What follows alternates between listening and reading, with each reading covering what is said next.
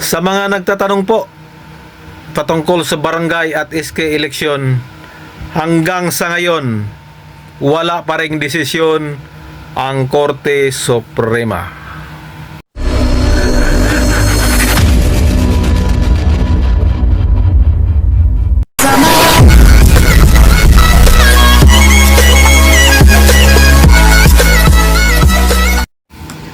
Hello, magandang umaga po mga kapobre. Welcome back muli sa ating munting channel, Pobreng Mapalad Vlog. Kumusta po mga kapobre? Medyo matagal-tagal tayong walang upload kasi nga inaabangan at inihintay natin yung desisyon ng Korte Suprema patungkol sa Republic Act 12232. So sa mga nagtatanong po at naghihintay, hanggang ngayon po wala pa pong desisyon. Kaya nakabitin pa rin mga kapobre. So bago ang lahat, panibagong araw, panibagong biyaya, panibagong pag-asa. Of course, panibagong vlog na naman tayo mga kapobre. Araw ng Lunes ngayon. At pizza haron to at pizza 8 na ng Septembre. O nga pala, happy birthday Mama Mary. Birthday ni Mama Mary ngayon, pizza 8.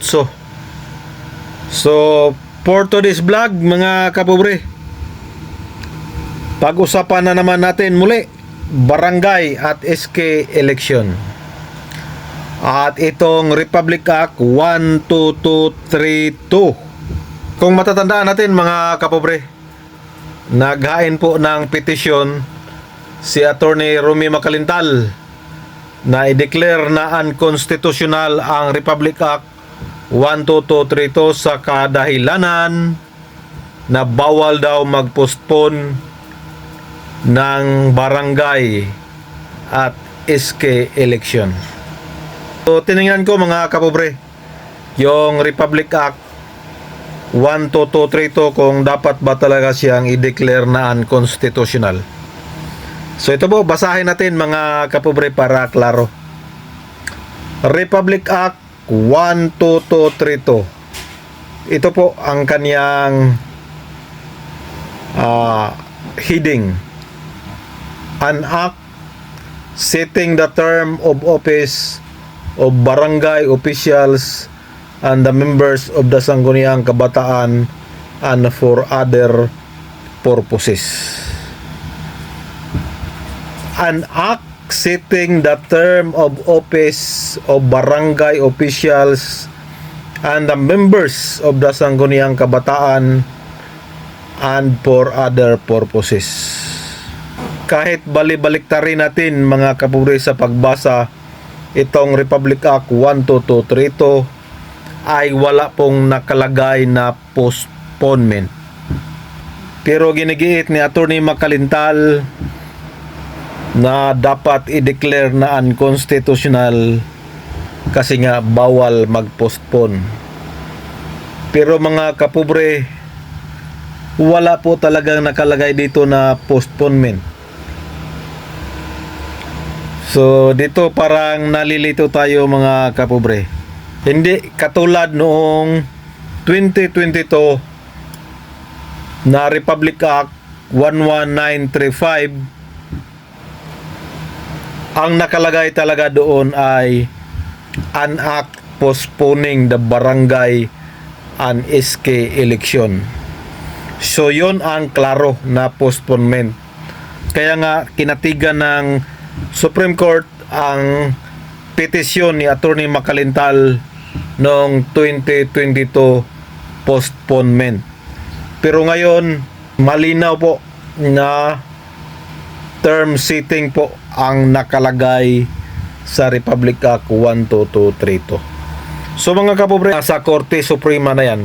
Pero kahit sinong bumasa dyan ay wala pong postponement na nakalagay. Taliwas sa sinasabi ni Attorney Macalintal na dapat i-declare dahil bawal daw mag-postpone. So, medyo naguguluhan tayo dito mga kapobre, pero hayaan na natin ang Korte Suprema na magdesisyon. So ito pa, isa pa ito na medyo naguguluhan ng ating mga kababayan pagdating sa term of office ng mga barangay at SK officials dito sa Republic Act 12232, kasi nga may nagsasabi na 4 years 2 terms, mayroon ding nagsasabi na 4 years 3 terms. Ako nga akala ko 4 years 2 terms, kasi nga nakita ko sa panayam ni Attorney Alberto Agra na 4 years 2 terms lang. Pero dito tiningnan natin yung Republic Act 12232, napapaloob dito ang itinakdang term of office, at yan po ay 4 na taon. Nakasaad din ang 3-term limit para sa mga barangay officials sa parehong posisyon. So klaro, 3 terms, 4 years, suma total 12 years sa 3 termino. So napapaloob din dito nga na ang mga incumbent officials ay mananatili sa posisyon habang sa sunod na eleksyon na itinakda sa unang Lunes ng Nobyembre 2026. So yan po mga kapobre, marami pong naguguluhan dito sa term limit, pero klaro na po, napapaloob dito sa 12232 na Republic Act ay 4 years 3 terms po, at saka sa SK 1 term lang sila, 4 years. So yan lang muna mga kapobre ang ating quick update sa ating barangay at SK election. Magandang umaga, bye bye and God bless.